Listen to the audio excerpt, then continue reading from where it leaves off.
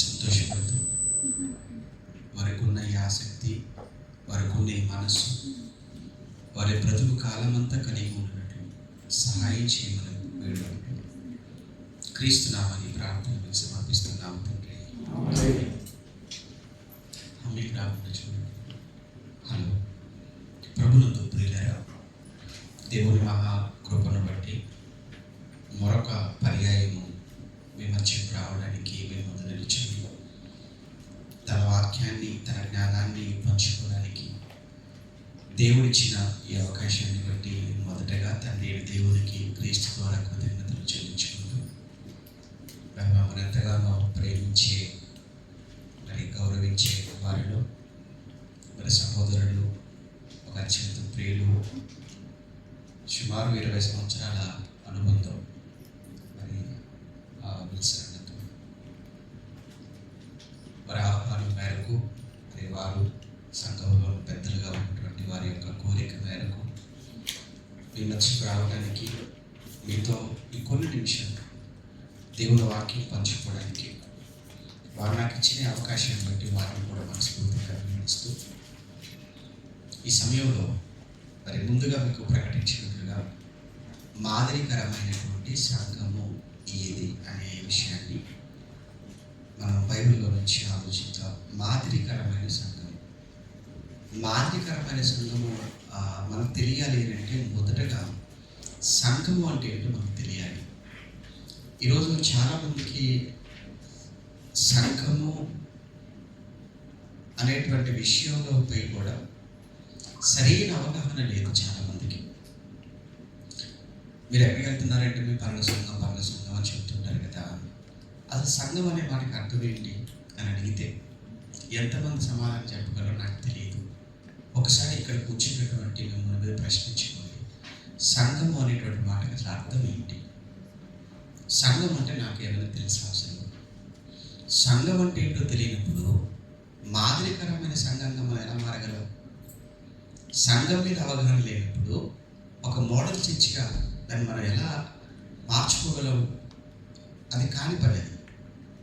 అందుకే ప్రస్తుతం సంఘాలన్నీ ఎలా మారిపోయాయి అంటే సమస్యలతో నిండిపోయాయి. సంఘాలన్నీ కూడా సమస్యల నిలయాలుగా మారిపోతున్నాయి. ప్రధానమైన కారణం ఏంటంటే వారికి ప్రాథమికమైనటువంటి సంగతులు, ప్రాథమికమైన విషయాలపై కూడా అవగాహన లేదు వారికి. అది వారి లోపమా, నడిపించే వారి లోపమా నేను చెప్పలేను. కానీ సమస్యలు ఉన్నాయి అని అంటే ఖచ్చితంగా అక్కడ వారికి సంఘం పట్ల మాత్రం సరైన అవగాహన లేకనే సమస్యలకు కారణమవుతున్నారని మాత్రం చెప్పగలను. అయితే ఈ సమయంలో ముందు సంఘం అనే దానికి నేను పాయింట్ టు పాయింట్ మాట్లాడి వివరించే ప్రయత్నం చేయను. కానీ ఎందుకంటే మాదిరికరమైన సంఘం ఏంటో, దానికి ఉండవలసిన లక్షణాలు ఏంటో చెప్పాలి కనుక ముందు అసలు సంఘం అంటే ఏంటో 1-2 మాటలు మీకు చూపించి ముందుకెళ్తాను. సంఘము అని మనం తెలుగులో మాట్లాడుతున్నాం కదా. ఇంగ్లీష్లో చర్చ్ అని అంటాం, తెలుగులో సంఘము అని అంటాం. మన చేతిలో ఉన్నటువంటి బైబిల్, తెలుగు బైబిల్ ఏదైతే ఉందో ఇది గ్రీకులో నుంచి ట్రాన్స్లేషన్ చేయబడింది. రాయబట్టు గ్రీకులో రాయబడింది క్రొత్త నిబంధన, పాత నిబంధన హీబ్రూలో రాయబడింది. అయితే క్రొత్త నిబంధన గ్రీకులో రాసినప్పుడు సంఘము అనేటువంటి దానికి గ్రీకులో ఉపయోగించినటువంటి పదం ఏంటంటే ఎక్లీషియా అనే పదం ఉపయోగించారు. ఎక్లీషియా అనేటువంటి పదం గ్రీకులో ఉంది. ఎక్లేషియా అనేటువంటి మాటకు కాల్డ్ అవుట్ పీపుల్ అని అర్థం. అంటే వెలుపలికి, బయటకు పిలువబడినటువంటి వారు అని అర్థం. ఇంతకు వెలుపలికి పిలువబడిన వారు అని అంటే అప్పటి వరకు ఎక్కడున్నారు, ఎక్కడికి పిలువబడ్డారు? దీనికి బైబిల్ ఇచ్చిన సమాధానం ఏంటంటే చీకట్లో ఉన్నారు, వెలుగులోనికి పిలువబడ్డారు. చీకట్లో ఉన్నారు, వెలుగులోనికి వచ్చారు. అలా చీకటిలో నుండి వెలుగులోనికి పిలువబడినటువంటి వారి యొక్క సమూహం, వారి గుంపు, అది సంఘం. దీని గురించి పేతురు గారు ఒక మాట రాస్తారు. పేతురు గారు రాసిన మొదటి పత్రిక 2వ అధ్యాయం. పేతురు గారు రాసిన మొదటి పత్రిక 2వ అధ్యాయం 9-10 వచనాలలో పేతురు గారు రాసిన మొదటి పత్రిక 2వ అధ్యాయం 9-10 వచనాలలో, అయితే మీరు చీకటిలో నుండి ఆశ్చర్యకరమైన తన వెలుగులోనికి మిమ్మును పిలిచిన వాని గుణాతిశయములు. చీకటిలో నుండి ఆశ్చర్యకరమైన తన వెలుగులోనికి మిమ్మును పిలిచిన అన్నాడు. మీరు పిలువబడ్డారు ఎక్కడి నుంచి? చీకటిలో నుంచి. మనం కూడా చీకటి అనేది ఏంటంటే ఇక్కడ ఆ తర్వాత వచ్చే చీకటి గురించి నేను చెప్తున్నది. ఇక్కడ చీకటి అనేది పాపం గురించి మాట్లాడుతున్నాడు. అంటే ఒకప్పుడు మీరు పాపములతో ఉన్నారు, పాపములో ఉన్నారు. అలా పాపములో ఉన్నటువంటి మిమ్మును ఆయన పిలిచాడు, మీరు వచ్చారు. యేసు యొద్దకు మీరు వచ్చారు అని అంటే యేసు అంటే ఆయన వెలుగు. నేను లోకమునకు వెలుగై ఉన్నాను అన్నాడు. అంటే యేసు యొద్దకు రావడం అన్నది ఏదైతే ఉందో అది వెలుగులోనికి రావడం, వెలుగు యొద్దకు రావడం. అప్పటి వరకు చీకట్లో ఉన్నాం, యేసు పిలిచాడు, యేసు యొద్దకు మనం వచ్చాము అంటే వెలుగులోనికి వచ్చాము. ఇలా చీకటిలో నుంచి వెలుగులోనికి పిలువబడినటువంటి వారి గుంపు, వారి సమూహం, అది ఏమైందంటే సంఘమైంది. సంఘము అంటే పిలువబడిన వారు. ఒక మాటలో పిలువబడిన వారు. సంఘము అంటే పిలువబడిన వారు. ఎక్కడి నుంచి పిలువబడ్డారు? చీకటిలో నుంచి. ఇంకా మాట్లాడితే చీకటిలో నుంచి వెలుగులోనికి పిలువబడ్డారు. పాపములో నుండి పవిత్రతలోనికి పిలువబడినటువంటి వారే సంఘము అంటే. ఇక్కడికి వచ్చాము. ఇక్కడికి ఎందుకు వచ్చాము? క్రీస్తు ఎందుకు వచ్చాం? సంఘంలోకి వచ్చాం, వెలుగులోకి వచ్చాం. వెలుగులోనికి వచ్చింది చీకటిలోకి వెళ్ళడానికి కాదు. వెలుగులోనికి వచ్చింది మరలా చీకటిలోనికి వెళ్ళడానికి కాదు. మరి ఇక్కడికి ఎందుకు వచ్చామయ్యా అంటే ఇక్కడికి రావడానికి కారణం ఇది కూడా మళ్ళా పౌలు గారు కొరింథీయులకు రాస్తున్నప్పుడు చెప్తాడు మాట. కొరింథీయులకు రాసిన మొదటి పత్రిక, పౌలు గారు కొరింథీయులకు రాసిన మొదటి పత్రిక 1వ అధ్యాయం 2వ వచనంలో, మొదటి పత్రిక 1వ అధ్యాయం 2లో కొరింథీలోనున్న దేవుని సంఘమునకు అనగా క్రీస్తు యేసునందు పరిశుద్ధపరచబడిన వారి. అబద్ధం చూసారా? మీరు ఇక్కడ కూర్చున్న మీరు కానీ ప్రపంచంలో క్రైస్తవులుగా పిలువబడుతున్న వారందరూ కూడా క్రీస్తునందు పరిశుద్ధపరచబడిన వారు. క్రీస్తు లేకపోతే మనం పవిత్రుడు కాదు. క్రీస్తు లేకపోతే మనం పవిత్రపరచబడటం అసాధ్యం. ఏం చేశాడు ప్రభు అంటారా? ఆయన నిన్ను నన్ను కడిగాడు. ఆయన ప్రభు ఏం చేశాడంటారా? మనలందరినీ కూడా ఆయన పవిత్రపరుచుకున్నాడు. ఆయన ఏం చేశాడంటారా? మనలందరినీ పరిశుద్ధపరుచుకున్నాడు. ఆయన అలా పరిశుద్ధపరచబడినటువంటి వాళ్ళందరినీ కూడా ఒక గుంపుగా ఏర్పాటు చేస్తున్నాడు. పరిశుద్ధపరచబడిన వారందరినీ ప్రత్యేకపరుస్తున్నాడు. ఇలా పరిశుద్ధపరచబడిన వారందరినీ ప్రత్యేకపరిచి సంఘము అని పేరు పెట్టాడు. ఏ సంఘం అంటే క్రీస్తు సంఘం. క్రీస్తు ఎవరు అంటే ఆయన పరిశుద్ధుడు. ఆయన ఏర్పాటు చేసిన ఈ సంఘం అది పరిశుద్ధమైన సంఘం. ఇక్కడికి వచ్చిన వారు ఎందుకోసం వస్తున్నారు అని అంటే పాపం చేయడానికి కాదు, పాపంతో పోరాడడానికి వస్తున్నారు తప్ప పాపం చేయడానికి కాదు. ఇక్కడికి వచ్చినటువంటి వారంగా మనం అందరము కూడా మరణ పాపము జోలికి వెళ్ళటానికి కోసం కాదు, పవిత్రంగా జీవించడానికి వచ్చాం. అదే చెప్తున్నాడు అక్కడ ఆయన. కొరింథీలోనున్న దేవుని సంఘమునకు అనగా క్రీస్తు యేసునందు పరిశుద్ధపరచబడిన వారే పరిశుద్ధులుగా ఉండుటకు పిలువబడిన వారికి. పరిశుద్ధులుగా ఉండుటకు పిలువబడ్డారు. పరిశుద్ధులుగా ఉండుటకు పిలువబడ్డారు. పరిశుద్ధపరిచాడా? ఎప్పుడు పరిశుద్ధపరిచాడు అనే డౌట్ మీకు ఏమైనా వస్తుందేమో. ఎప్పుడు పరిశుద్ధపరచబడ్డావు? ఏ రోజైతే నువ్వు బాప్తిస్మం తీసుకున్నావో బాప్తిస్మం తీసుకున్న రోజుని ఆయన నిన్ను పవిత్రంగా చేసుకున్నాడు, నిన్ను పరిశుద్ధపరిచాడు. ఎందుకంటే అప్పటి వరకు నువ్వు పాపంలో ఉన్నావు అనేటువంటి ఒక గిల్టీనెస్ నీలో ఉంది కదా. మరి అప్పుడు ఏంటి? నువ్వు యేసునందు విశ్వాసం ఉంచుతున్నావు కదా, క్రీస్తు శిలువ మరణాన్ని నువ్వు ఒప్పుకుంటున్నావు కదా. అప్పుడే నీ హృదయంలో పడిన కల్మషం ఏదైతే ఉందో, నీ హృదయంలో ఉన్నటువంటి ఏమంటారు పాపం చేశాను అనేటువంటి ఫీలింగ్ ఏదైతే ఉందో అక్కడికి యేసుక్రీస్తు రక్తం వెళ్ళి నిన్ను పవిత్రులుగా చేసి నువ్వేమీ బాధపడవలసిన పని లేదు. ఇదిగో ఒక్కసారి ఆ రోజు సిలువలో మరణించిన యేసును, ఆయన త్యాగాన్ని నువ్వు జ్ఞాపకం చేసుకోగలిగితే నీ హృదయంలో ఉన్నటువంటి ఆ బాధ ఏదైతే ఉందో అది పోతుంది. దానికి ఒక సింబాలిక్గా గుర్తుగా ఏర్పాటు చేసింది ఏంటంటే బాప్తిస్మం అనేటువంటి కార్యక్రమం. బాప్తిస్మం అనే కార్యక్రమం బయట జరుగుతుంది, కానీ పవిత్రత అనేది లోపల జరుగుతుంది. అర్థమైందా? ఏ నీళ్ళల్లో మునిగితే మనం పవిత్రపరచబడతామని ఏం చెప్పలేదు. ఏ నీళ్లు కాదు అక్కడ పవిత్రపరిచేది, నీళ్లు కాదు నేను పవిత్రపరిచేది.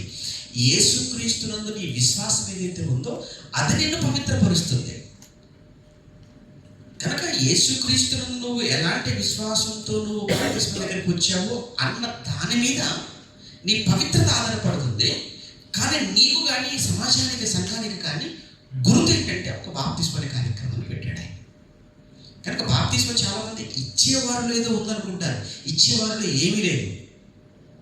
పలానా ఆయన ఇస్తే బాప్తిస్మం బాగుంటుందంట, ఏమంటే పలానా వాళ్ళు వంట చేస్తే బాగుంటుందంట, అది పర్వాలేదు, వినడానికి బాగుంది. కానీ పలానా వాళ్ళు ఇస్తే పాపాలు పోతాయి, పలానా వాళ్ళు ఇస్తే సగం పాపాలు పోతాయి, మిగతా వాళ్ళు ఇస్తే పోవని అలాంటి పిచ్చి పిచ్చి ఆలోచన పెట్టుకోవాల్సిన పని ఏమి లేదు. మీరు నీ మీదనే ఆధారపడి ఉంది నీ పాపం పోవటం అనేది. నువ్వు ఎలా ప్రభువుని నమ్ముతున్నావు, ఎలా విశ్వసిస్తున్నావు, ఎలాంటి ఉద్దేశంతో నువ్వు వస్తున్నావు బాప్తిస్మం దగ్గరికి అన్న దాని మీద ఆధారపడి ఉంది. కనుక ఇచ్చేవాళ్ళు ఏమీ ఉండదు. అర్థమైందా? యేసు నామములో శక్తి తప్ప ఇచ్చేవాళ్ళు ఏ శక్తి లేదు. రైట్. అలా పరిశుద్ధపరచబడిన వారుగా ఎందుకు వచ్చాము ఇక్కడికంటే చెప్తున్నాడు కదా ఆయన, పరిశుద్ధులుగా ఉండుటకు పిలువబడ్డాము. మొత్తంగా సంఘము అనేటువంటి మాటకు మరలా ఒక్కసారి కన్ఫ్యూజన్ లేకుండా, సంఘము తెలుగులో అంటాం, సంఘము అనేటువంటి ఈ తెలుగు మాట ఏదైతే ఉందో అది ఇంగ్లీష్లో చర్చి అన్నాం. గ్రీకులో అయితే ఎక్లేషియా అన్నాడు. ఎక్లేషియా అనేటువంటి మాటకు అర్థం ఏంటంటే, సరైన అర్థం ఏంటంటే పిలువబడిన వారు అని అర్థం. ఎక్కడి నుంచి పిలువబడ్డారు అంటే చీకటిలో నుంచి వెలుగులోనికి పిలువబడ్డారు. అలా చీకటి అంటే పాపము, అదే పేతురు పత్రికలో మనం చూసాము. కనుక మనం అందరము కూడా పిలువబడిన వారు, పిలువబడినటువంటి వారి గుంపు. ఎందుకు పిలువబడ్డాము అని అంటే పరిశుద్ధులుగా ఉండటానికి పిలువబడ్డాం. సంఘము అంటే పరిశుద్ధుల సమూహం, సంఘము అంటే పరిశుద్ధుల గుంపు, సంఘము అంటే పరిశుద్ధుల సహవాసం. ఇది మీకు మనసులో ఉండాలి.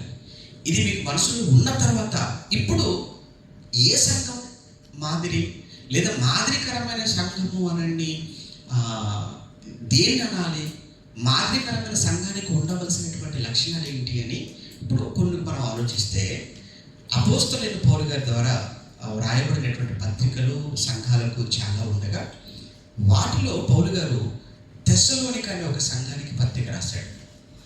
ఈ తెస్సలోనిక అనే సంఘానికి పత్రిక రాస్తున్నప్పుడు 2 పత్రికలు రాశాడు. ఆ 2 పత్రికలలో మొదటి పత్రికలో ఆ సంఘం యొక్క గొప్పతనం గురించి మాట్లాడుతూ, తెస్సలోనికలకు రాసిన మొదటి పత్రిక, తెస్సలోనికలకు రాసిన మొదటి పత్రిక, మొదటి అధ్యాయం,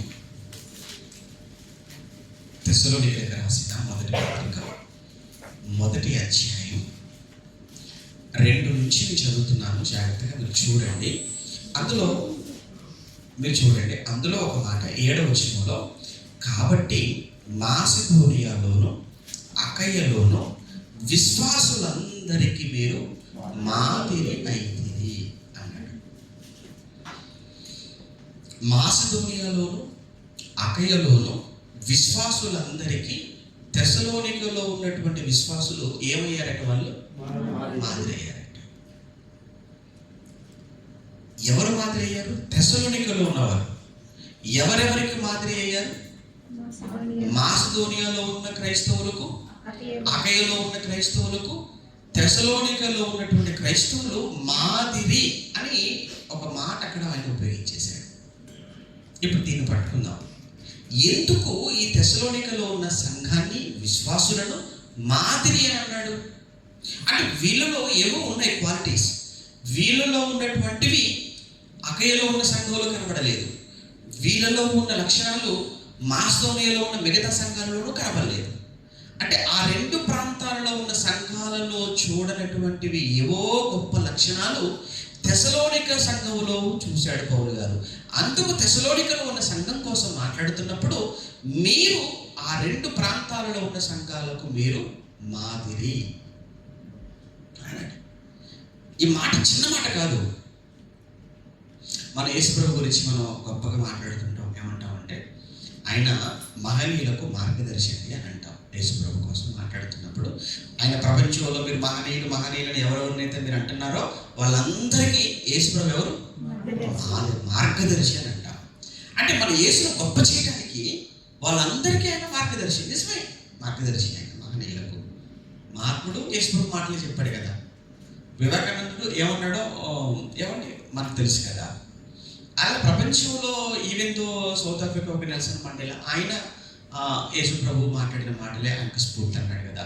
ఈవెన్ ఒక మదర్ తెరిసా యేసుప్రభు మాట్లాడిన మాటలే ఆమెకు స్ఫూర్తి కదా. ప్రపంచంలో మహనీయులు గొప్పవాళ్ళు అనుకున్న వాళ్ళందరూ కూడా ఎక్కడో ఒక చోట ఏదో ఒక విషయంలో యేసుక్రీస్తు మాటలకు ప్రభావితులైన వారే. అందుకు యేసును మనం మహనీయుడు అన్నాం, మార్గదర్శి అన్నాం. రైట్.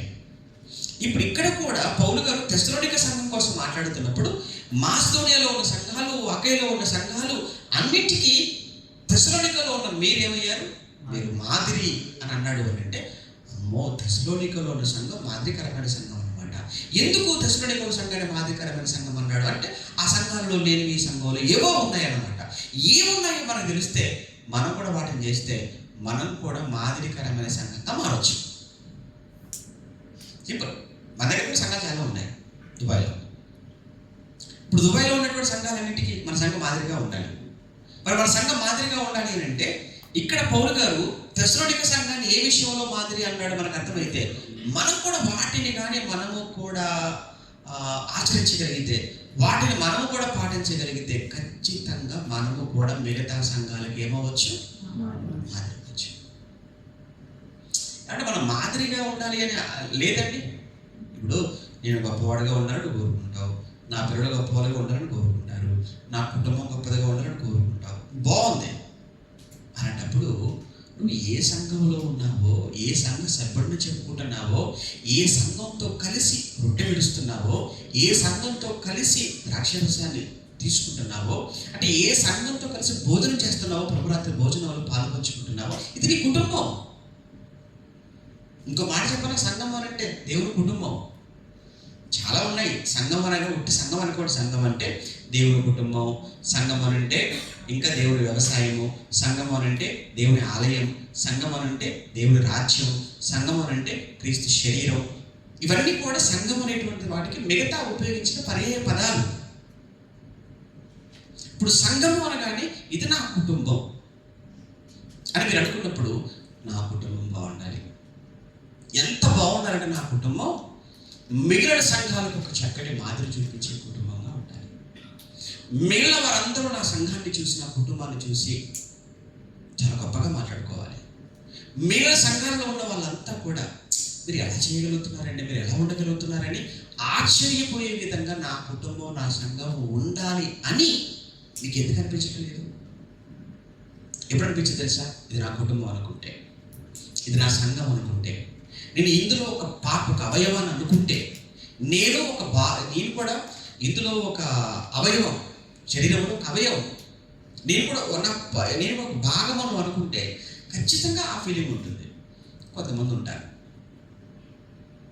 ఏదో వస్తారు, కూర్చుంటారు, వెళ్ళిపోతారు, ఇంకేం పట్టింపు.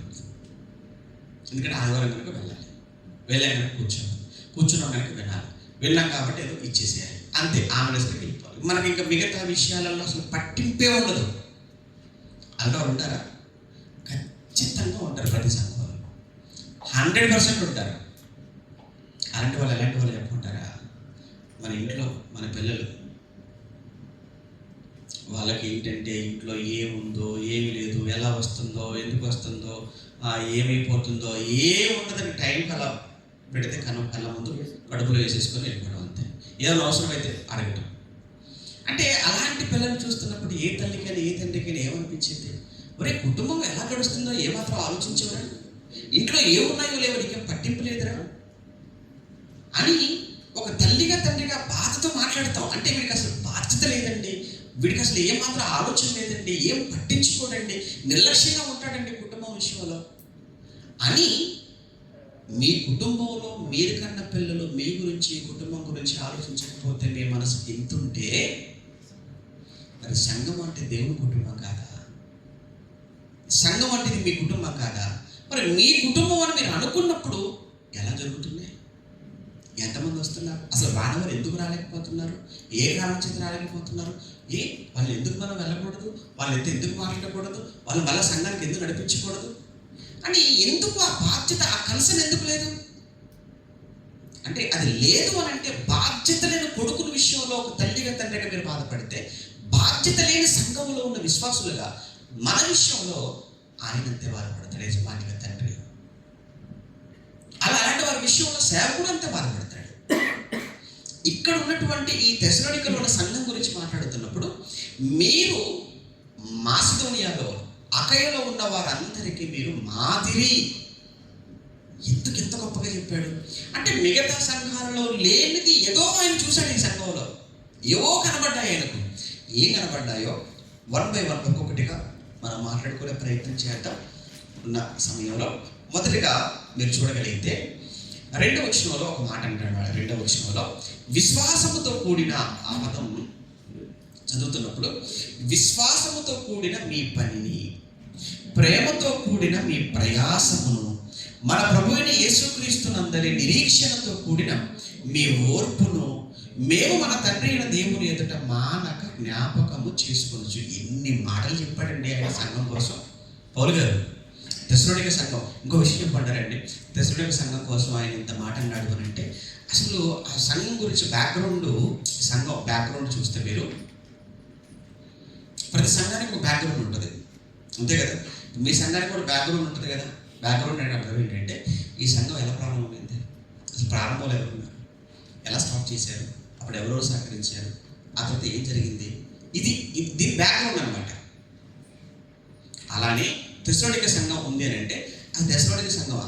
అంటే తెస్సలోనిక పట్టణం అది. ఆ పట్టణానికి ఎవరు వెళ్ళారు, ఎప్పుడు వెళ్ళారు, ఎలా వెళ్ళారు, ఎలా ఆరంభమైంది, ఆరంభం సమయంలో ఆరంభించిన ఆయనకు ఎన్ని బాధలు, ఎన్ని కష్టాలు ఎలా వచ్చి వాటన్నింటినీ ఎలా అధిగమించాడు, ఎలా స్టార్ట్ చేశాడు, ఈరోజు ఎలా మాదిరికరంగా మారింది అంటే బ్యాక్గ్రౌండ్ అనమాట. ఇప్పుడు ఏ సంఘానికి సంబంధించిన బ్యాక్గ్రౌండ్ మీకు తెలియాలి అని అన్నా, అపోస్తల కార్యమైన పుస్తకం దగ్గర అక్కడికి వెళ్ళాలి. మీరు తెస్సలోనికలో సంఘం ఎలా ఏర్పడిందో తెలియాలంటే అపోస్తల కార్యం చదువుకోవాలి. ఫిలిప్పీలో సంఘం ఎలా ఏర్పడిందో తెలియాలంటే అపోస్తల కార్యం చదువుకోవాలి. ఎఫెసులో సంఘం ఎలా ఏర్పడిందో తెలియాలంటే అపోస్తల కార్యం చదువుకోవాలి. కొరింథీలో సంఘం ఎలా ఏర్పడింది అంటే అపోస్తల కార్యం చదువుకోవాలి. ఇంకొక మాట చెప్పాలంటే, మీరు ఏ సంఘ పత్రిక చదవాలన్నా మొట్టమొదట అపోస్తల కార్యం చదివిన తర్వాత ఆ పత్రిక దగ్గరికి రండి. అపోస్తల కార్యంలో అర్థం కాకుండా మీకు ఈ పత్రికలు మీకు అర్థం కావు. నాకు అంత ఓపిక లేదు, మా డ్యూటీలు మీకు ఏం తెలుసు, వస్తారు రేపు ఉంటారు వెళ్ళిపోతారు అని మీరు అనొచ్చు.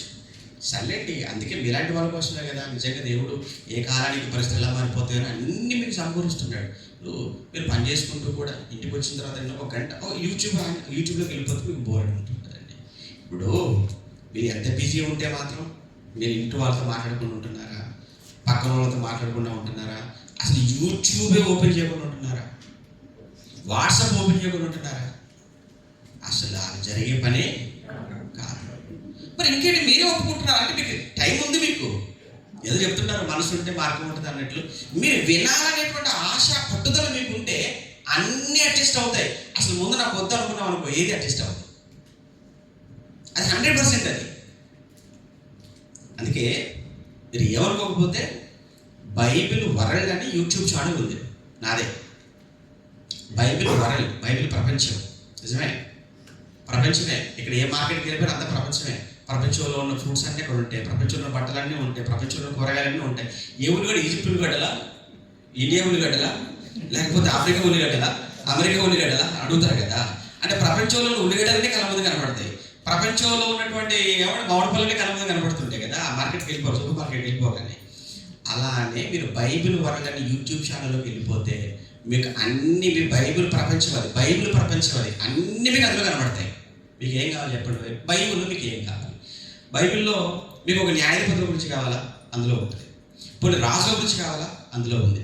రాజుల్లో మన యూదా రాజులు కావాలా? అందులో ఉంది. రాజులు ఇశ్రాయేలు రాజులు కావాలా? అందులో ఉంది. మాకు ప్రవక్తల గురించి తెలుసు, అందులో ఉంది.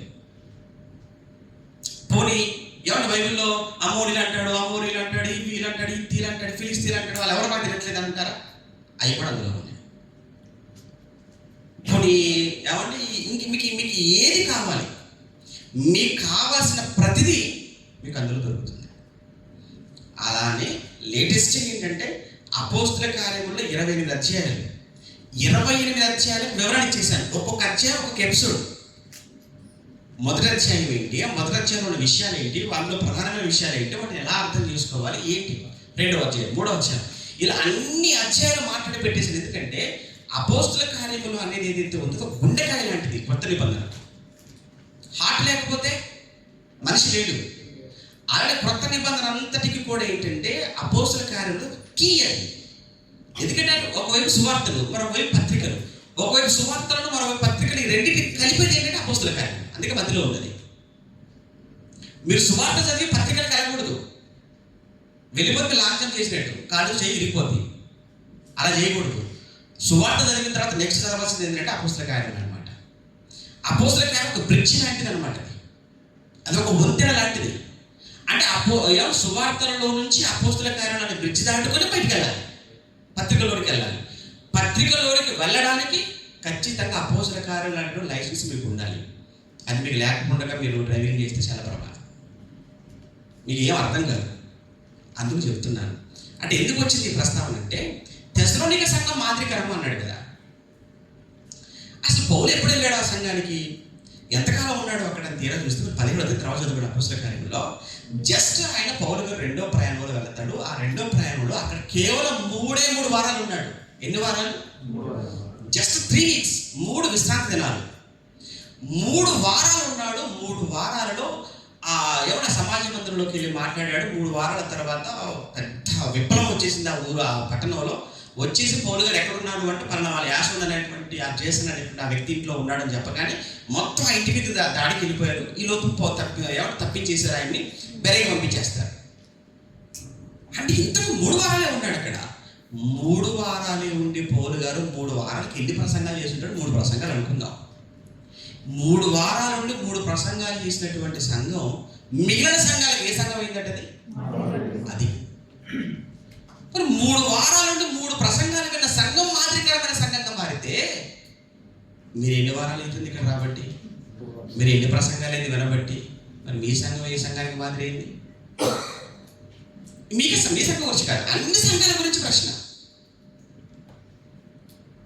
అంటే కమిట్మెంట్ లేదు, పట్టుదల లేదు. అదే చెప్పాను కదా, ఒక మొక్కుబడి, అలవాటు, ఆచారము, అలవాటు, మొక్కుబడి, ఈ భక్తి వ్యర్థమైపోయే భక్తి. అది దానివలన మనకి ఏ ప్రయోజనం లేదు, దేవునికి అసలు సున్నా. కానీ తెస్సలోనికలో 3 వారాలు కానీ బలమైనటువంటి సంఘం అక్కడ నిలబడిపోయింది. అందుకే పౌలు గారు అక్కడ రాస్తున్నప్పుడు విశ్వాసముతో కూడిన మీ పనిని అన్నట్టు చూసారు మొదట. అంటే తెస్సలోనికలో ఉన్న సంఘానికి ఏముందంటే విశ్వాసం ఉంది. మీరు అనొచ్చు మాకు లేదా విశ్వాసం అని. విశ్వాసం అంటే ఏముంటాయి తెలుసా? క్రియలు ఉంటాయి. విశ్వాసం ఉంటే ఖచ్చితంగా ఏముంటాయి? క్రియలు ఉంటాయి. ఇక్కడ విశ్వాసం ఒకటే లేదు తెస్సలోనిక సంఘానికి. విశ్వాసమునకు తగిన క్రియలు చేశారు వాళ్ళు. విశ్వాసం అంటే నమ్మకం. ఓన్లీ విశ్వాసం ఉందనుకోండి, నీకు నాకే కాదు విశ్వాసం, మనకంటే కూడా బాగా మంచి విశ్వాసం ఎవరంటే దయ్యాలు. నిజమే. యాకోబు పత్రిక 2:19 ఏమంటాడు తెలుసా? యాకోబు గారు రాస్తున్నప్పుడు, దేవుడు ఒక్కడే అని నువ్వు నమ్ముతున్నావు. హలో బ్రదరు, దేవుడు ఒక్కడే నువ్వు నమ్ముతున్నావు. అలాగ నమ్మటం మంచిదే, నువ్వేం ఓవరైపు బిల్డప్లు ఇవ్వకు.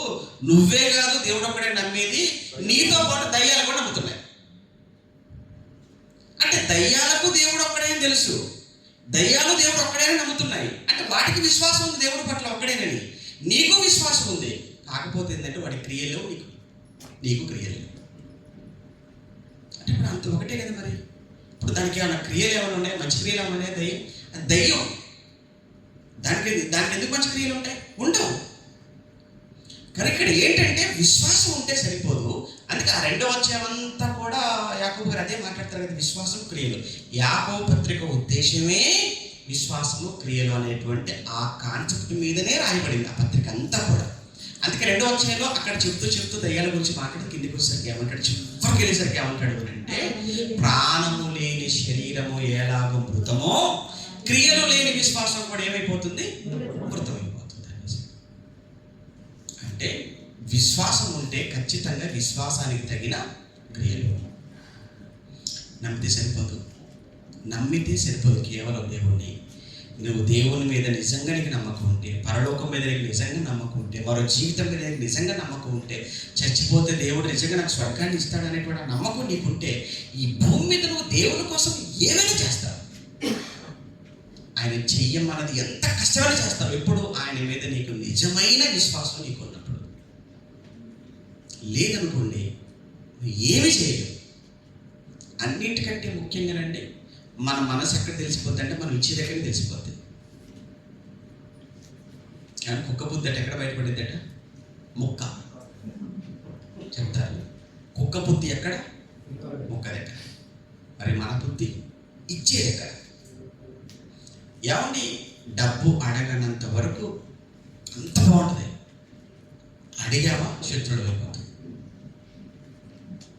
అడిగావా అక్కడి నుంచి ఇంకో సంఘం అక్కడ ఉందో చూడండి అంటారంటే, ఎందుకు ఈ సంఘంలో అడుగుతున్నారు. మనం ఇచ్చే సంఘం ఏదన్నా చెప్పండి. ఇంకా మనం ఇచ్చే సంఘం ఎవరు చెప్పండి. అక్కడ వెళ్ళిపోదాం. ముందు మనం ఇచ్చే సంఘం వద్దు. మనకిచ్చే సంఘం కావాలి. ఏమంటే దేవుడు మనకిచ్చే సంఘం కావాలి తప్ప మనం దేవుడికి ఇచ్చే సంఘం వద్దు. అదే కదా మనుషులంతా కోరుకుంటారు. నీకు నిజంగా విశ్వాసం లేదు దేవుడి మీద, మరి నిజంగా నీకు దేవుడి మీద విశ్వాసం ఉన్నప్పుడు దేవుడి కోసమే కదా. ఇప్పుడు నా కోసం ఏదైనా అడుగుతున్నాము అని అంటే మీరు ఆలోచించవచ్చు. దేవుడు పని కోసం కదా, ఏమంటే సంఘం కోసమే కదా, సంఘ కార్యక్రమాల కోసం కదా.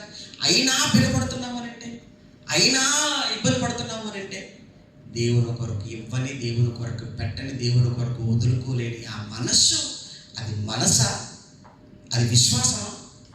అలాంటి వాడు క్రైస్తవుడు, విశ్వాస. దశలోనికలో ఉన్నవారు అలాంటి వారు కాదు.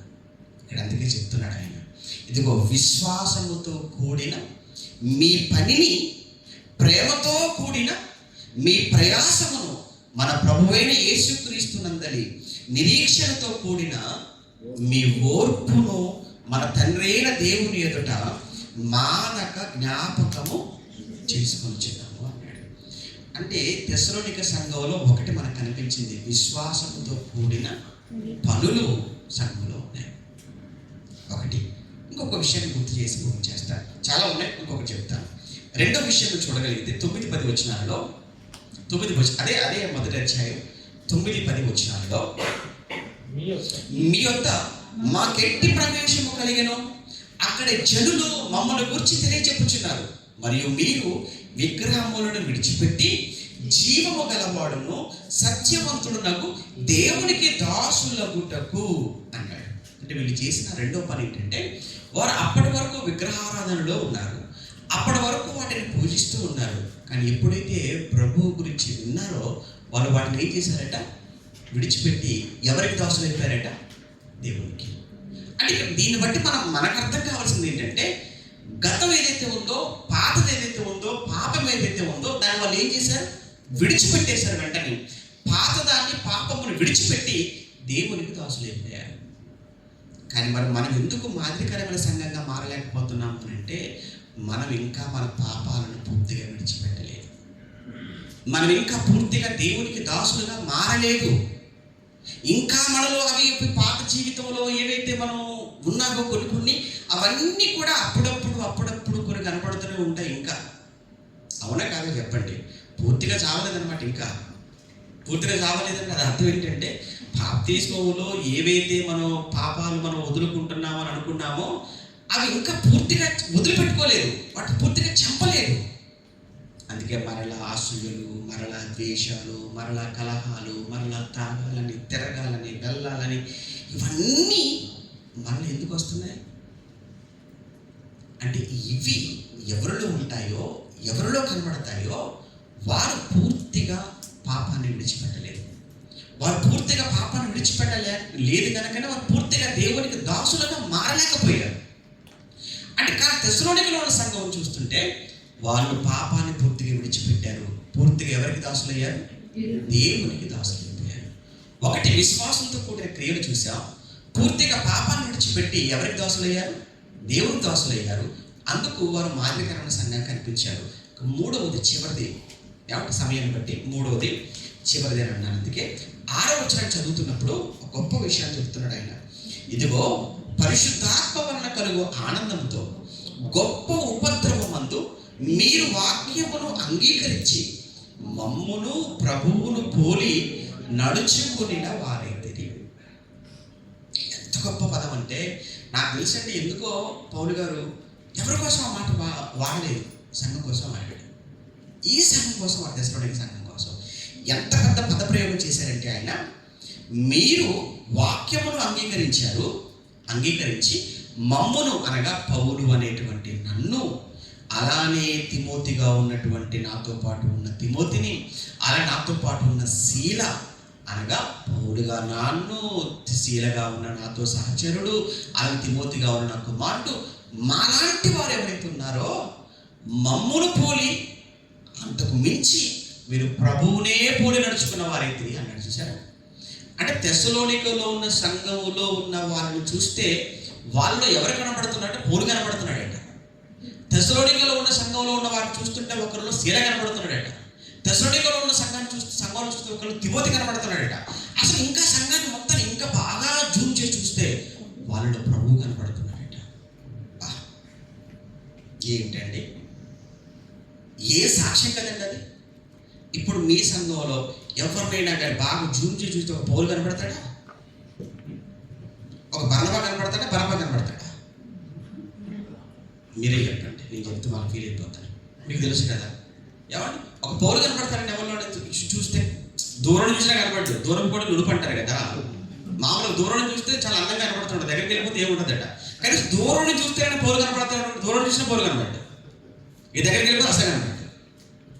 ఇక పౌలే కనబడ్డాడు. పోనీ శీల ఏమైనా కనబడతాడా? అసలు. తిమోతి ఏమైనా కనబడతాడా? అసలు కనబడ్డాడు. ఈ వీలే కనబడినప్పుడు ప్రభు ఏం కనబడతాడు? మరి వీలు కనబడినప్పుడు, ప్రభువు కనబడినప్పుడు ఈ సంఘం ఎలా మిగతా సంఘాలకు మాదిరిగా ఉంటుంది? ఆ సంఘం ఎందుకు మాదిరికరమైన సంఘం అన్నాడు అని చెప్పడానికి చెప్తున్నాను ఇది. మీరు మమ్మును పోలి ప్రభువును పోలి నడుచుకునే వారి తిరిగి అని అన్నాడు. నిజంగా ప్రభువును పోలి నడుచుకోవడం అంటే ఏంటి?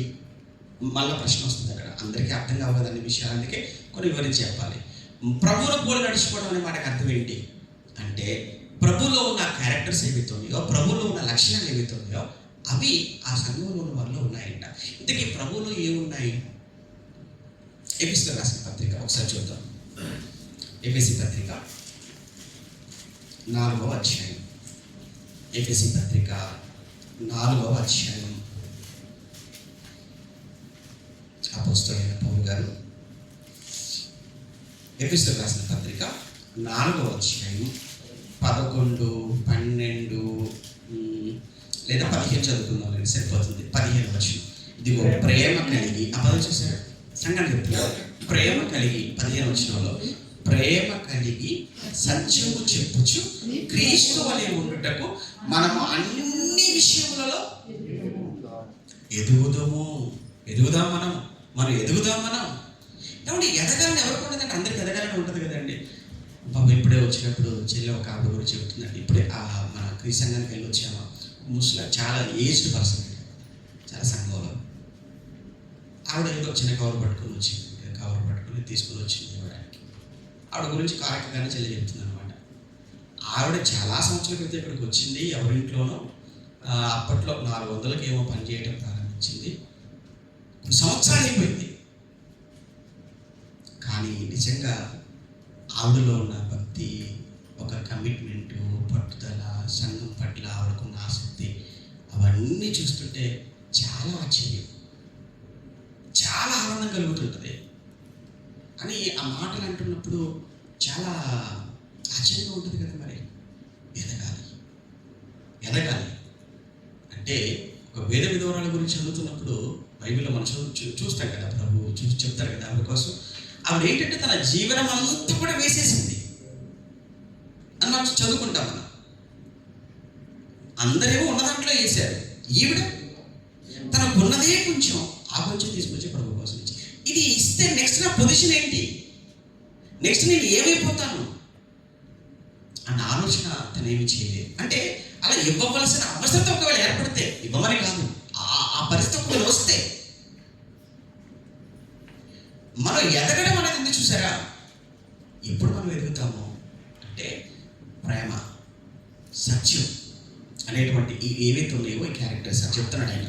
ఇదిగో ప్రేమ కలిగి సత్యము చెప్పుచు మనము క్రీస్తు వలె ఉండటానికి ఎదగాలి అని అంటే, అబ్బబ్బబ్బ యేసు ప్రభువులో ఏమున్నాయని నేను యేసు ప్రభువులో మారాలనుకుంటున్నానండి, యేసు ప్రభువులో ఎదగాలనుకుంటున్నానండి. యేసు ప్రభువులో ఏమున్నాయో చెప్పానంటే, యేసు ప్రభువులో ప్రేమ ఉంది, జాలి ఉంది, దయ ఉంది, కరుణ ఉంది, క్షమాగుణం ఉంది ఆయన యేసు ప్రభువులో. ఇప్పుడు నేను యేసు ప్రభువులో మారాలి అని అంటే నీలో ప్రేమ, నీలో కూడా జాలి గుణం ఉండాలి, నీలో కూడా దయాగుణం ఉండాలి, నీలో కూడా అన్నిటికన్నా మించింది క్షమాగుణం. నిజంగా మన బాప్తిస్మం తీసుకున్న రోజు ఒకే రోజుకు ఎవ్వరూ కూడా యేసు ప్రభువులా మారలేరు. మారాలంటే అబద్ధం. అది ఎంత త్వరగా యేసు ప్రభువులా మారిపోతాడో త్వరగా మళ్ళీ యూదలా మారిపోతాడు. ఎందుకంటే అప్పుడే పుట్టిన బిడ్డ వెంటనే నిలబడగలడా? నిలబడలేడు. మాట్లాడగలడా? పరిగెత్తగలడా? నెమ్మదిగా జరుగుతుంది ఏదైనా. అలానే బాప్తిస్మం తీసుకున్నామంటే నువ్వు అప్పుడే క్రీస్తులో జన్మించిన బిడ్డ లాంటి వాడు, శిష్యువు లాంటి వాడు. నువ్వు కూడా వాక్యాన్ని వింటూ సంఘానికి వస్తూ సహవాసంలో ఒక్కొక్కటి ఎదుగుతూ ఉంటావు. కానీ అల్టిమేట్గా మన గోల్ ఏంటంటే చివరికి నేను యేసుక్రీస్తులా మారాలి. యేసుక్రీస్తులు ఎదగాలి, యేసుక్రీస్తులు చూపించిన ప్రేమను చూపించాలి, ఆయనను చూపించిన జాలిని చూపించాలి, ఆయనలో ఉన్న క్షమాగుణం నేను కూడా కలిగి ఉంటాను. ఆయన మనకు అల్టిమేట్గా మనకు మాదిరి. అంటే ఈ తెస్సలోనికయ సంఘం కూడా యేసును మాదిరిగా పెట్టుకుందా? అవును, యేసును మాదిరిగా పెట్టుకుంది. మీరు కూడా మనకంటూ ఇక్కడ ఏమంటే ఎంత పెద్ద సేవకుడని మనకు రోల్ మోడల్ కాదు. మళ్ళీ చెప్తున్నాను, ఏ సేవకుడిదైనా బయట జీవితం తెలుసు, రహస్య జీవితం మీకు ఏమైనా తెలుసా? బయటపడిన రోజు ఏమనుకుంటాము అంటే ఏదో గొప్ప హీరోని తీసుకుని ఫోటో పెట్టి తీసి బయటపడేయాలంట. తర్వాత ఎందుకు పెట్టుకోవాలి, ఎందుకు పడేయాలి? ప్రభు అని చెప్పాడు పెట్టుకోమని, ఏం చెప్పలేదు ఆయన. నీకైనా సంఘానికైనా మనకి ఎవరికైనా కానీ ఒక్క ఆయన రోల్ మోడల్. ఆయన ఎవరంటే యేసు ప్రభు. ఆయన పెట్టుకున్నవాడు ఎప్పుడు అలానే ఉంటాడు, పడిపోడు, మారడు, బాధపడ్డు. రేపు ఏ సేవకుడైనా పడిపోవచ్చు, ఏ సేవకుడైనా బలహీనుడు అయిపోవచ్చు, కానీ బలవంతుడు యేసు ప్రభు బ్రతికి చూపించాడు. ఆయనే మనకు మాదిరి. అందుకే నేను ఆ స్పీకర్ లాగా అయిపోవాలి, ఈ స్పీకర్ లాగా అయిపోవాలని మీరు ఏ స్పీకర్ అవ్వకూడదు, యేసు ప్రభువులా మారండి చాలు. ఇంకా ఒకవేళ అవ్వాలనుకుంటే ఒక పౌలు గారు లాగా మారండి, ఒక శీలలాగా మారండి, తిమోతిలాగా మారండి. బైబిల్లో ఉన్న భక్తులు చూడండి. ఎందుకంటే వాళ్ళు ఎలాంటి వాళ్ళు బైబిల్లో దేవుడు సాక్ష్యం ఇచ్చాడు. మేము ఎలాంటి వారో ఎవరు చెప్తారు మీకు? అందరి కోసం మాట్లాడుతున్నాం జనరల్గా చేసి. ఇక్కడ తెస్సలోనికయలో ఉన్న సంఘం ఎవరిని మాదిరిగా పెట్టుకుంది అంటే, ఇదిగో పౌలు గారు అన్నారు, మమ్మును ప్రభువును పోలి నడుచుకుని వారైతిరి. అంటే తెస్సలోనికయ సంఘం యేసు ప్రభువుకి జిరాక్స్ కాపీ అంట. తెస్సలోనికయ సంఘం ఎవరికి జిరాక్స్ కాపీ? యేసు ప్రభువుకు. మరి ఈరోజు ఏ సంఘాన్ని చూస్తే నిజంగా యేసు ప్రభు అక్కడ ఉన్నాడండి. అక్కడ ఉన్న వాళ్ళలో 50 మంది ఉంటే 40 మంది యేసు ప్రభు లాగా ఉంటాడు, 10 మంది రండి పౌలు గారిలా ఉన్నారు. ఈ పౌలు గారిలో ఉన్న వాళ్ళు కూడా ఎవరో మారిపోతారు, కొద్ది రోజులకు యేసు ప్రభు మారిపోతారు. పౌలు గారి దగ్గర వచ్చాక యేసు ప్రభు మారిపోతే కష్టమేం కాదు. అలా మారగలిగితే ఆ సంఘం చుట్టూ ఉన్న మిగిలిన సంఘాలన్నింటికి ఏమవుతుంది? మాదిరికరమైన సంఘం అవుతుంది. సంఘం అంటే ఏంటో చూశారు. తెస్సలోనికయ సంఘాన్ని ఎందుకు మాదిరికరమైన సంఘం అన్నాడు అంటే, అందులో ఒక పాయింట్ ఏంటంటే విశ్వాసంతో కూడిన క్రియలు కలిగినటువంటి సంఘం. 2, గత పాపాన్ని విడిచిపెట్టి, వారు పాపాన్ని విడిచిపెట్టి ప్రభువుకు పూర్తిగా దాసులైపోయారు. పాపాన్ని విడిచిపెట్టేశారు, ప్రభువుకు దాసులైపోయారు. 3, వారు పౌలు గారిని అలానే యేసు ప్రభువును పోలి నడుచుకున్న వారుగా కనబడుతున్నారు. అంతేకాదు చివరికి ఒక మాట చదివి ముగించేస్తాను. అక్కడ ఇంకొక మాట కూడా రాయబడింది చూడండి. తెస్సలోనికీయులకు రాసిన మొదటి పత్రికలోని మొదటి అధ్యాయంలోనే 7-8 వచనాల్లో మాదిరి అయితిరి అని చదువుతూ 7-8 వచనాల్లో తర్వాత కంటిన్యూషన్గా ఎందుకనగా అన్నాడు. ఎందుకు మీరు మాదిరి అయితిరి అంటే ఎందుకనగా మీ యొద్ద నుండి ప్రభు వాక్యము మాసిదోనియాలోను అకయలోను రోగేను. అక్కడ మాత్రమే కాక ప్రతి స్థలములోనూ దేవుని ఎడల ఉన్న మీ విశ్వాసము వెల్లడాయను కనుక మేము ఏమీ చెప్పవలసిన అవశ్యము. ఎంత గొప్ప ఏమంటారు అంటే ఎంత గొప్ప మాట, ఎంత గొప్ప అప్రిషియేషన్ అంటే అభినందన అంటే పౌలు గారు తెస్సలోనిక సంఘం కోసం మాట్లాడుతూ మీ యొద్ద నుంచి అకయలో, మీ యొద్ద నుంచే మాసిదోనియాలో సువార్త మారుమ్రోగింది అని అంటే మాసిదోనియాలో కానీ అకయలో కానీ సువార్త ప్రకటింపబడటానికి మీరే కారణం అన్న మాట చూడండి ఎంత బాగుందో. ఇప్పుడు ఎక్కడైనా కానీ మీ ద్వారా సువార్త ప్రకటింపబడుతుందా? ఎక్కడైనా ఎవరు మా సంఘం ద్వారా పలానా ప్రాంతంలో, పలానా దేశంలో, పలానా రాష్ట్రంలో మా సంఘం ద్వారా సువార్త ప్రకటింపబడుతుంది, ఇది వారం వారం నెల నెల అని చెప్పుకోవడానికి ఏమైనా ఉందా? మన సంఘంలో ఇక్కడే లేదు. ఈ దేశంలోనే లేనప్పుడు ఇంకెక్కడో దేశంలో సువార్త ప్రకటింపబడేది అంత గొప్ప స్థాయికి మనం ఎప్పుడు వెళ్ళాలి? తెస్సలోనిక సంఘం మాదిరికరమైన సంఘం అని ఊరికి చెప్పలేదు. వాళ్ళలో చాలా క్వాలిటీస్ ఉన్నాయి, చాలా క్వాలిఫికేషన్ చూశాడు ఆయన. అందుకే పౌలు గారు ఆ పదాన్ని, ఆ మాట ఉపయోగించాడు. దయచేసి ఏదో ఉన్నామంటే ఏదో అంటారు చూశారండి, గుంపులో అన్నట్టుగా ఉండకూడదు. అందరిలో మేము ఒక సంఘం, వాళ్ళ సంఘం పెట్టుకుని వీళ్ళ సంఘం పెట్టి మేము పెట్టుకున్నాం, అలా వద్దు. మనం ఉంటే అందరికంటే పైగా ఉండాలి, అందరికంటే గొప్పగా ఉండాలి, అందరికీ మాదిరిగా ఉంటాం. అనేక మంది మనం తల ఎత్తుకొని చూసే విధంగా ఉంటాం. మనం తల ఎత్తుకొని చూసేటట్టుగా ఉన్నారు అని అంటే మనకు మూలము వెనక ప్రభువే. అంటే ప్రభువును వాళ్ళు తల ఎత్తి చూసే విధంగా ప్రభువు నిలబెడదాం, వాక్యం నిలబెడదాం. మన సంఘం యొక్క ఖ్యాతిని మనం చెప్పడం అని అంటే సంఘం ఎవరు? క్రీస్తు దగ్గర. సంఘాన్ని గొప్ప చేయడం అంటే ఆటోమేటిక్ క్రీస్తుని గొప్ప చేయడం అని అర్థం. అందులో వేరే ఏమీ లేదు. అందులో ఈ సంఘం ఓనర్ ఆయనే కనుక, ప్రాణం పెట్టిన వాడు కొన్నవాడు ఆయన కదా. సంఘాన్ని గొప్పగా చూపించడం అంటే అర్థం ఏంటంటే క్రీస్తును గొప్పగా చేయటమే. అలాంటి భావాలు, అలాంటి ఆలోచనతో సంఘంలో అందరూ ఉండాలి. అందరూ కాకపోయినా నన్ను అడిగితేనండి ఒక 10 మంది ఉన్నా చాలు. 10 మంది కూడా వద్దండి, ఒక 4 ఉంటే నిలబడితే చాలండి. బలంగా 4 స్తంభాల దాకా 4 ఉంటే చాలు. ఆ సంఘాన్ని ఖచ్చితంగా ఏదో ఒక రోజున మాదిరికరమైన సంఘంగా నిలబెట్టచ్చు. ఆ 4లో నువ్వు ఎందుకు ఉండకూడదు? ఆ 10 మందిలో నువ్వు ఎందుకు ఉండకూడదు? నేను ఉండాలి ఆ 10 మందిలో, ఆ 4లో నేను ఉండాలి. ప్రభువును పోలి నడుచుకున్నవాడుగా నేను కనబడాలి, అపోస్తల పోలి నడుచుకున్నవాడుగా నేను ఉండాలి అని ఒక బలమైన తీర్మానం, ఒక బలమైన నిర్ణయం మీరు తీసుకోండి. ఆ సంఘం అన్ని సంఘాలకు మాదిరికరమైన సంఘంగా నిలబడుతుంది. ఆ నిలబడాలి అని, ఆ నిలబెట్టే విషయంలో మీరందరూ కూడా తప్పకుండా ఒక్కొక్కరు ఒక్కొక్క సాధనంగా పనిచేయాలని కోరుతూ ఈ నా మాటలు ముగిస్తున్నాను. ప్రార్థన చేసుకోండి. ప్రేమగల తండ్రి, పరిశుద్ధుడా, మీ మాటలు మీ పిల్లలకు ప్రకటించాను. ఊరకనే కాదు నాయన, మీ పిల్లలకున్న బాధ్యతను గుర్తు చేయాలి.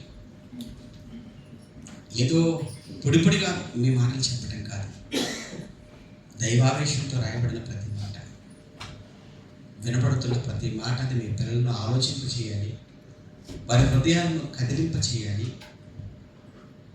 మీ వైపుకు త్రిప్పాలి, వారిలో పశ్చాత్తాపాన్ని కలిగించాలి. అలాంటి ఉద్దేశంతో, అలాంటి ఆలోచనతోనే మీ పిల్లల ముందు నిలబడ్డాను, మీ జ్ఞానాన్ని ప్రకటించాను. వెళుతున్నాను మీ పిల్లలు మీ వాక్యానికి అప్పగించి, మీ పిల్లల వాక్యంలో పెంచుతున్న నిరంతరము మీ కుమారుడు, మా సహోదరులు వెలిసిన తోడుగా ఉండండి. అన్ని విషయాల్లోనైనా మీ కరుణ కటాక్షం తనపై ఉంచండి. తన కుటుంబాన్ని జ్ఞాపకం చేసుకోండి. తనకునైనా నిజంగా తనకు కుడుభుషముగా ఉన్న సంఘంలో ఉన్న పెద్దలుగా ఉన్నటువంటి అన్నయ్యలను కూడా మీరు జ్ఞాపకం చేసుకోండి. వారిని, వారి కుటుంబాలను వారి దీవించండి. సంఘంలో ఉన్న ప్రతి కుమారుడు కోసం, ప్రతి కుమార్తె కోసం ప్రార్థిస్తున్నారు. ఎందరో మీ పిల్లలు సంఘం పట్ల బాధ్యత కలిగి, పట్టుదల కలిగి ఉన్నారో వారందరినీ కూడా తండ్రి ఇంకా ఎత్తుపట్టండి. భవిష్యత్తులో ఒక్కొక్కరు సంఘానికి బలమైన పునాదులుగా మారుటకు కృప చూపించమని కోరుతూ మీ చిత్తమైతే మీ కుమారుని రాకడ ఆలస్యమే ప్రారంభమవుతూ ఉంటే మరొక మారు ప్రత్యక్షంగా మీ పిల్లల ముందు నిలిచి మీ జ్ఞానం ప్రకటించే వరకు మమ్మల్ని అందరినీ కృపలో భద్రపరచండి. అప్పటి వరకు మా మధ్య ప్రేమను స్థిరపరచండి. రేపటి దినపు ప్రయాణంలో క్రీస్తునామని ప్రార్థనకు సమర్పిస్తున్నాము తండ్రి.